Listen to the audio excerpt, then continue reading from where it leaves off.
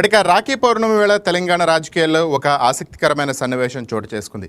మంత్రి కొండా సురేఖ సీఎం రేవంత్ రెడ్డికి రాఖీ కట్టారు. అయితే ఇది సాధారణ రాఖీ వేడుక కాకుండా ప్రస్తుతం కాంగ్రెస్లో నెలకొన్న రాజకీయ పరిణామాల నేపథ్యంలో ప్రాధాన్యత సంతరించుకుంది.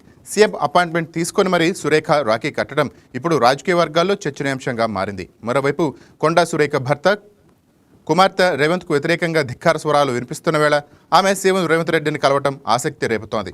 సీఎం వద్దకు వెళ్లి రాఖీ కట్టడం ద్వారా సురేఖ ఏం చెప్పాలనుకున్నారు అన్న చర్చ జరుగుతోంది. ఇక కొండా సురేఖను త్వరలోనే మంత్రివర్గం నుంచి తప్పిస్తారంటూ కొంతకాలంగా రాజకీయ వర్గాల్లో చర్చ సాగుతోంది. ఈ నేపథ్యంలో సీఎం రేవంత్కు సురేఖ రాఖీ కట్టడం కాంగ్రెస్లో మరోసారి హాట్ టాపిక్గా మారింది. రాఖీ బంధువు వెనుక రాజకీయ సందేశం ఏమైనా ఉందా, లేక సోదర బంధంతోనే ఈ భేటీ జరిగిందా అన్నది ఇప్పుడు ఆసక్తికరంగా మారింది. మొత్తంగా రాఖీ పండుగ వేళ తెలంగాణ కాంగ్రెస్ రాజకీయాల్లో సురేఖ రేవంత్ భేటీ కొత్త చర్చకు తెరలేపింది. దీనిపై మరింత సమాచారం మా ఇన్పుట్ ఎడిటర్ శ్రీనివాస్ అందిస్తారు. రైట్ శ్రీనివాస్, చెప్పండి, తెలంగాణ రాజకీయాల్లో జరిగిన పరిణామం ఎలా చూడొచ్చు అంటారు? రాజేంద్ర, ఏదైతే తెలంగాణ కాంగ్రెస్ లో కొండా సురేఖ హాట్ టాపిక్ అయిన సంగతి నాకు తెలిసింది. కానీ ఈరోజు రాఖీ పౌర్ణమి కావడము, సీఎం రేవంత్ రెడ్డికి తాను రాఖీ కట్టడానికి రావడం అనేది ఇప్పుడు చర్చనీయాంశంగా మారింది. ఎందుకంటే ఉదయం నుంచి కూడా ఆమె సీఎం నివాసానికి అపాయింట్మెంట్ కోరింది రాఖీ కట్టేందుకు గాను అని చెప్పేసి మనకున్న సమాచారం. అయితే ఒక ఉత్కంఠ అయితే నెలకొంది. అంటే సీఎం రాఖీ కట్టడానికి రానిస్తారా రానివ్వరా అనే ఒక ఉత్కంఠ నెలకొంది. కానీ సీఎం అనుమతి ఇవ్వడం జరిగింది. కొద్దిసేపటి క్రితమే మంత్రులు కొండా సురేఖతో పాటుగా సీతక్క కూడా ముఖ్యమంత్రి రేవంత్ రెడ్డికి రాఖీ కట్టడం జరిగింది.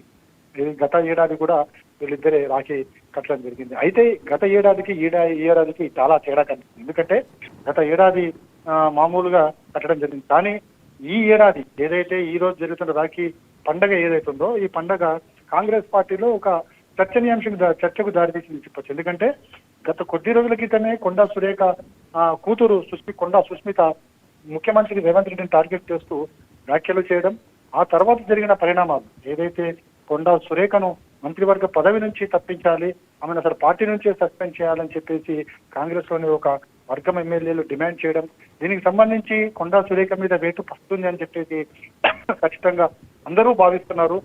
కేంద్రం పార్టీ అధిష్టాన నిర్ణయం కోసం వెయిట్ చేస్తున్న తరుణంలో కొండా సురేఖ ముఖ్యమంత్రి రేవంత్ రెడ్డికి రాఖీ కట్టడం అంటే తను పందికి వచ్చిందా అనేది కూడా ఇంత అనుమానాలు అయితే రేకెత్తుతున్నాయి. కానీ కేవలం రాఖీ గత ఏడాది కట్టాను, ఈ ఏడాది కూడా తాను ముఖ్యమంత్రి కట్టాలి కాబట్టి వచ్చి రాఖీ కట్టానని చెప్పేసి ఆమె కొద్దిసేపటి క్రితం కూడా వ్యాఖ్యానించడం జరిగింది. అయితే రాజకీయ వర్గాల్లో మాత్రం ఇది ఒక సంధి కార్యక్రమంగా కొంతమంది చూస్తున్నారు. కాదు, ఇది రెగ్యులర్ గా చూడాల్సిందేనని చెప్పేసి కొండా సురేఖ వర్గం అంటూ వస్తుంది. కానీ చివరికి ఏం జరుగుతుందో చూడాలి. ఎందుకంటే బహుశా నెక్స్ట్ మంత్ ఫస్ట్ వీక్ లోనే కొండా సురేఖకు సంబంధించి ఆమె మీద చర్యలు ఉంటాయా లేదనేది కూడా చూడాల్సి ఉంటుంది. ఎందుకంటే పార్టీకి సంబంధించిన ప్రధాన కార్యదర్శి కేసీ వేణుగోపాల్ విదేశీ పర్యటన నేపథ్యంలోనే ఈ కొండా సురేఖ అంశానికి సంబంధించి అది వాయిదా పడింది.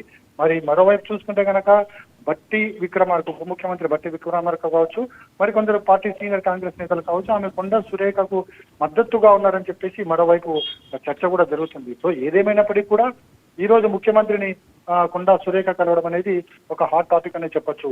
నాగేంద్ర, పార్టీ క్రమశిక్షణ సంఘం తన నిర్ణయాన్ని ఎప్పటిలోగా వెలువరించింది కొండా సురేఖ పైన? ఇదే చెప్తున్నాను. ఎందుకంటే ఆల్రెడీ కొండా సురేఖ మీద యాక్షన్ తీసుకోవాలి, మంత్రి పదవి నుంచి తప్పించాలి, పార్టీ నుంచి కూడా సస్పెండ్ చేయాలని చెప్పేసి ఇప్పటికే పార్టీ క్రమశిక్షణ సంఘం అయితే ఒక నివేదికలు తయారు చేసింది. ఆ నివేదికను పార్టీ అధిష్టానాన్ని పంపించింది. పార్టీ అధిష్టానం దీని మీద నిర్ణయం తీసుకోవాలి. కానీ నిర్ణయం తీసుకోవాల్సింది కేసీ వేణుగోపాల్ ప్రస్తుతం విదేశీ పర్యటన ఉన్న నేపథ్యంలో ఈ వాయిదా పడింది.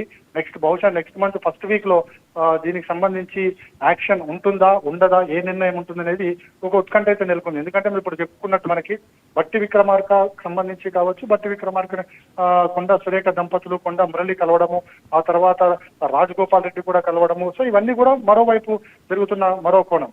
సో ఇటు బట్టి విక్రమార్క తన నివేదికను లేదా తన అభిప్రాయాన్ని కేసీ వేణుగోపాల్కి చెప్తారా, పార్టీ అధిష్టానం చెప్తారా అనేది కూడా చూడాలి. ఎందుకంటే బట్టి విక్రమార్కకు పార్టీలో పార్టీ అధిష్టానం ముందు చాలా పట్టు ఉంది.